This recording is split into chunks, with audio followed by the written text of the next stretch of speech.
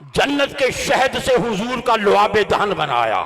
اب یہاں ایک بات سمجھیں، اگر لعاب دہن جنت کی نہروں سے، جنت کے شہد سے بنا ہے، تو جب حسن حسین پیاسے ہوتے تھے اور حضور زبان عطا فرماتے تھے، ایک سفر میں دونوں کے رونے کی آواز آ رہی ہے، حضور قریب پہنچے، بیٹی فاطمہ سلام اللہ علیہ، حسن حسین کیوں رو رہے؟ عرض کی بابا پیاسے ہیں۔ فرمایا کہ لاؤ میرا حسن دو مجھے، زبان اقدس عطا کی، خاموش ہو گئے۔ لاؤ میرا حسین دو مجھے، زبان اقدس عطا کی، خاموش ہو گئے۔ کیا راز تھا؟ کیا راز تھا؟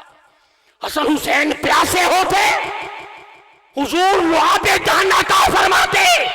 راز یہی تھا، جب حسن حسین لعاب دہن لیتے ان کا رابطہ جنت کی نہروں سے ہو جاتا تھا۔